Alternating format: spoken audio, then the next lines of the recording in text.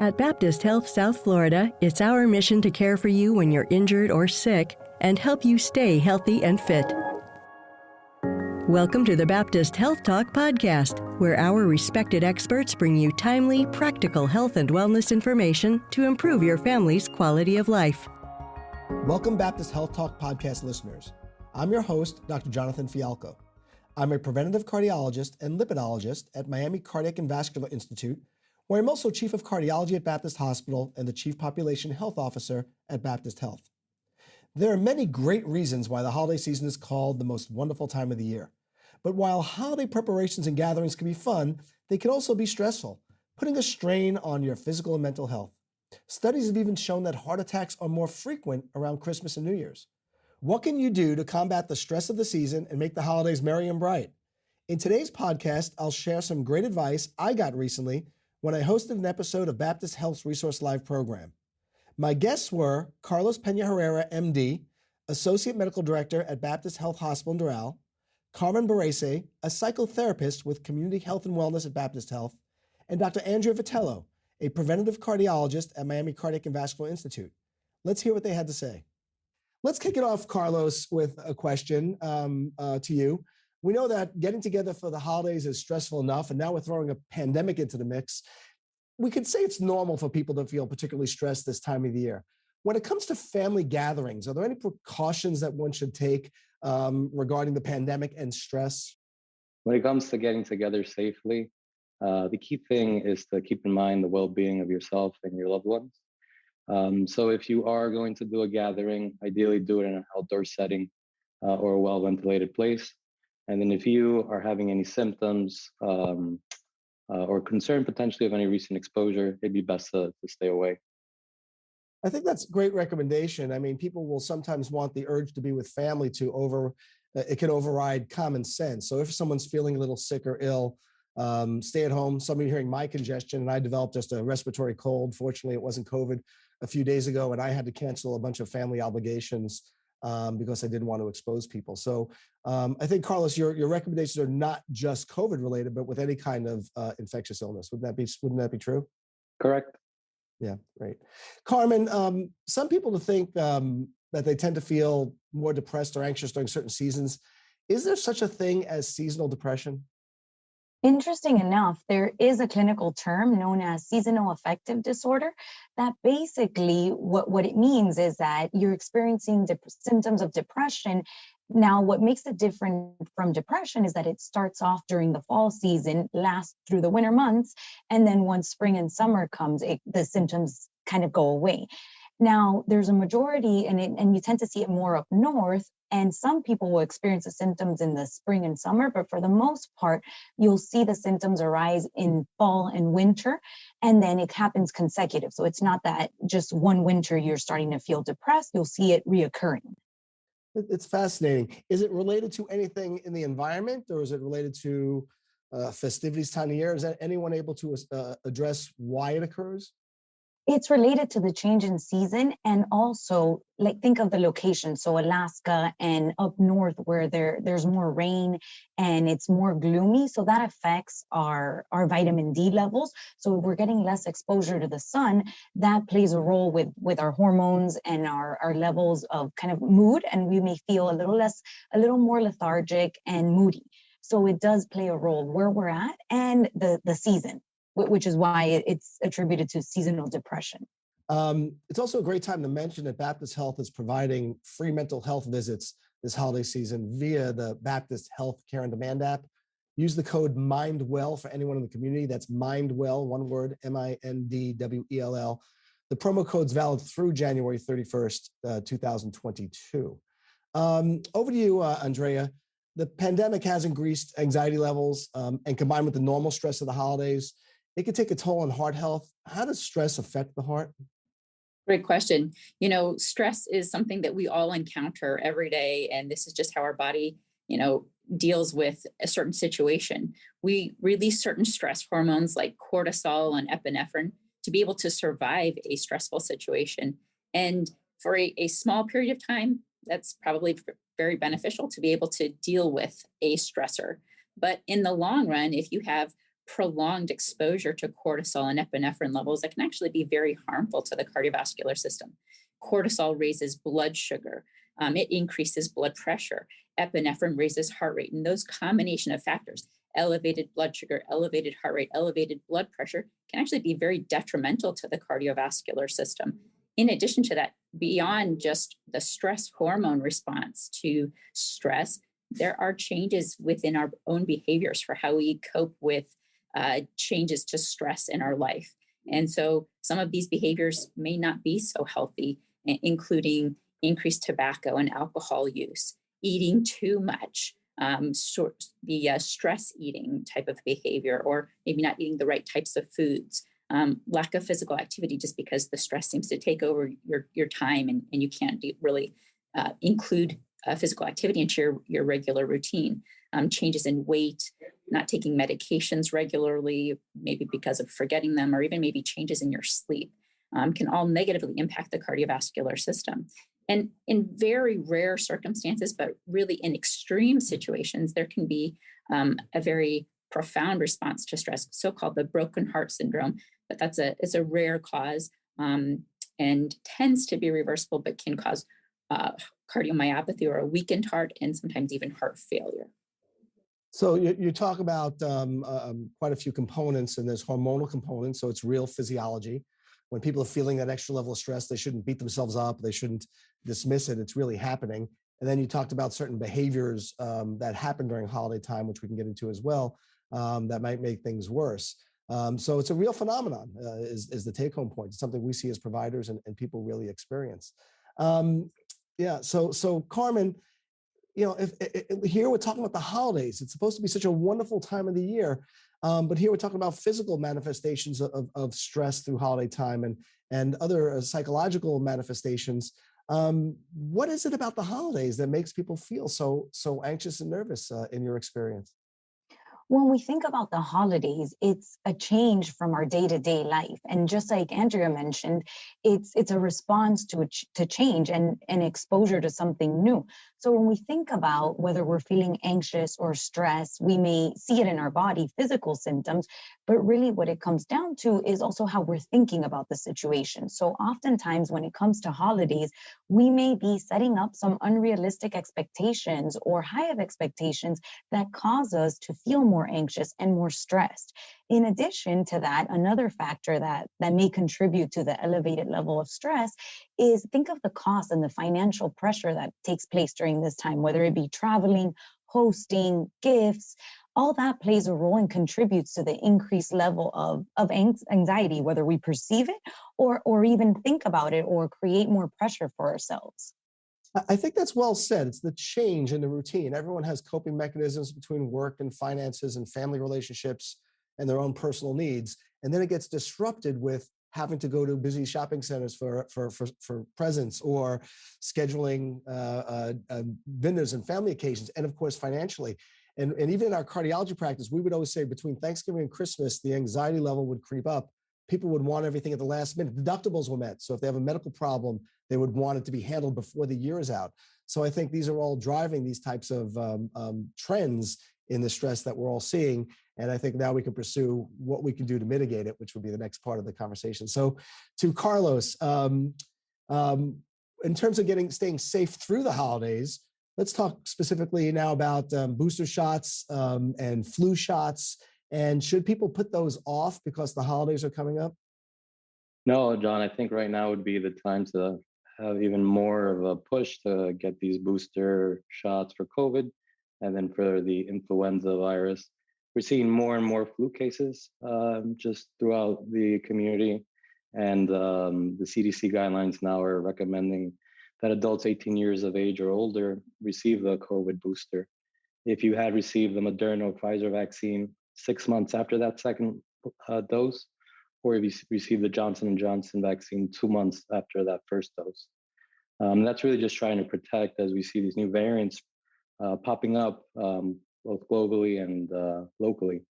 At the end of the day, we want to make sure that the holidays are as safe and fun as possible for everyone. And the vaccine, as you're saying, getting that shot, the booster and the shot, doesn't just protect you, but your family members who you'll be engage with during the holidays. Speak a little bit, though, about potential side effects. We do know that people do have some side effects from the shots. So when people get a shot, should there be any planning involved regarding timing? Yeah, so if ideally possible, you would have maybe a day or two as a buffer. You might develop some muscle aches, fever, headache, typical cold symptoms. Your body, when it receives a booster or the vaccine shot, is basically gearing up those immune systems to try to fight off the virus if and when you are exposed to it. So it's not abnormal to feel those symptoms. And if you do in that case, it's always nice to have a day of rest if possible. So, Andrea, you mentioned broken heart syndrome and acute intense stress, which can lead to heart dysfunction, which resolves.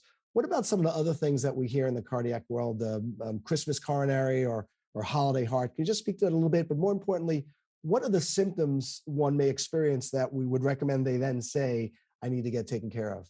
So holiday heart and Christmas coronary are certainly sometimes seasonal related cardiovascular disorders, seemingly. But holiday heart really speaks to an alcohol-induced arrhythmia. And said another way, it's really associated with increased amounts of alcohol intake, which can negatively affect the heart rhythm. And so people can present with atrial fibrillation. That's the very common heart rhythm disorder. Specifically because of increased alcohol use in someone without other evidence of cardiovascular disease. And so atrial fibrillation oftentimes presents with the feelings of a rapid heartbeat or an irregular heartbeat, maybe sometimes the feeling that you might not be able to catch your breath or that you feel a little bit anxious or jumpy, or that even your chest might feel like it's quivering a little bit. Usually this is a reversible disorder if you stop drinking alcohol or dramatically reduce the amount of alcohol that you are consuming.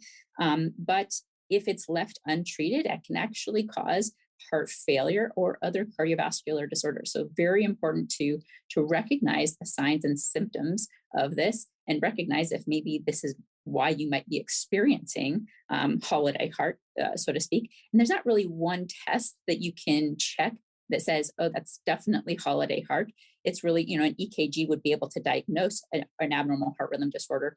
And then putting everything in context, that could help you understand this is maybe what's going on. A Christmas coronary, as you mentioned, is something slightly different.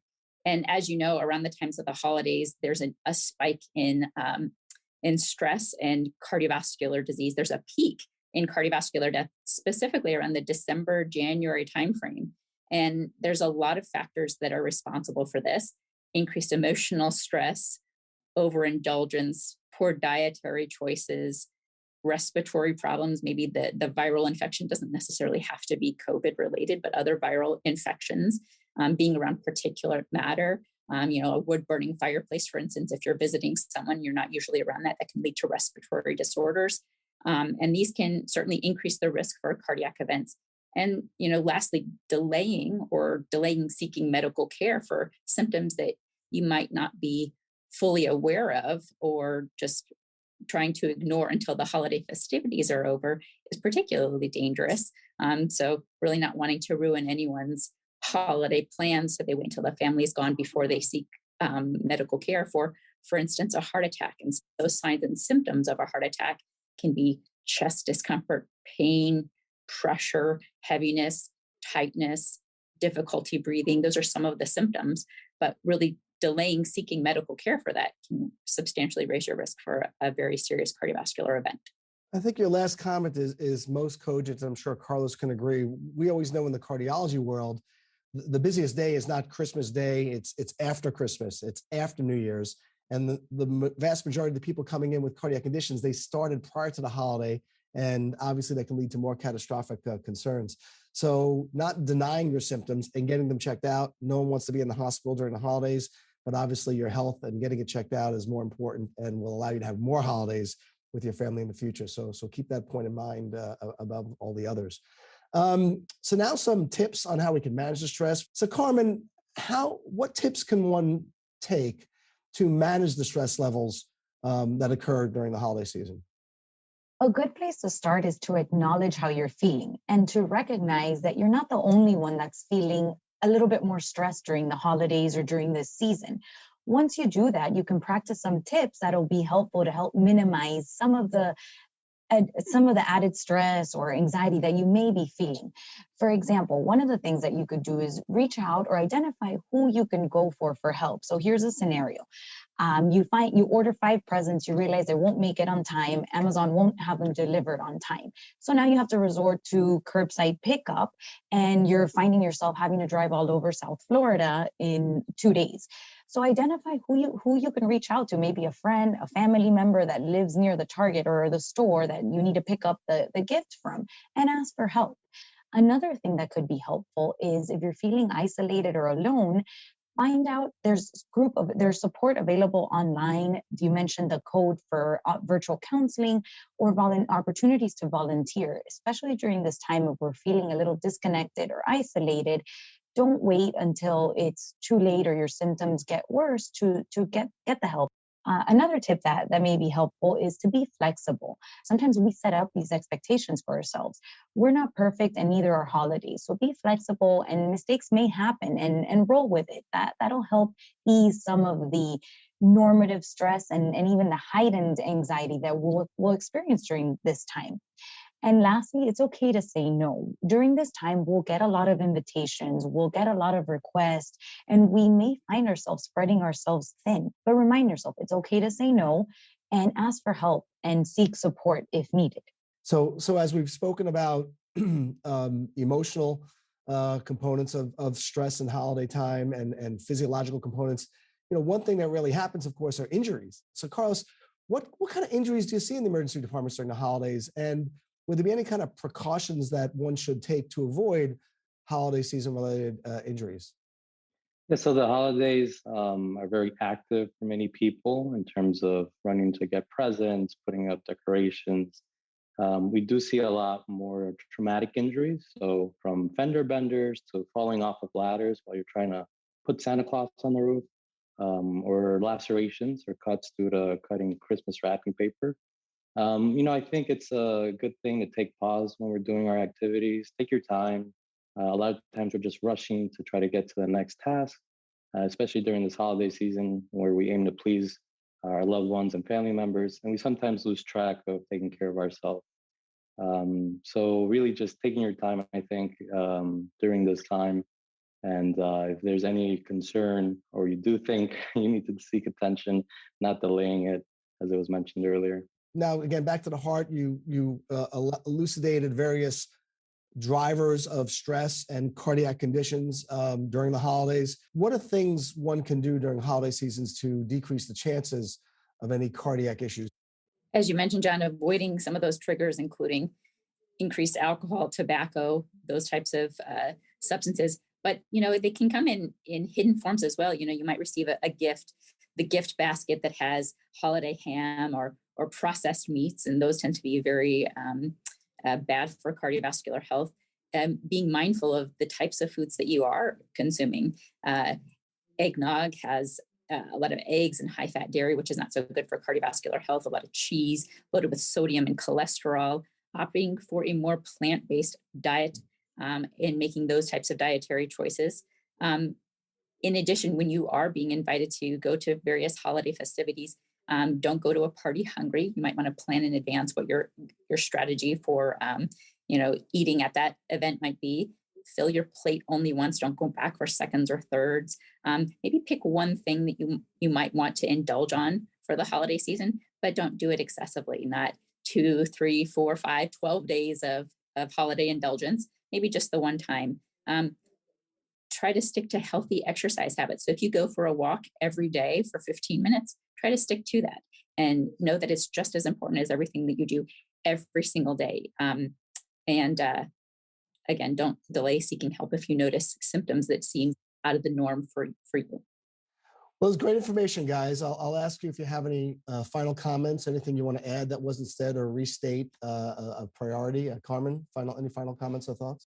Sure. A quote that came into mind, a saying is, you can do anything, but not everything. And I think that's important as we go into the holiday season to keep that in mind. We mentioned and highlighted that taking care of ourselves and prioritizing our health.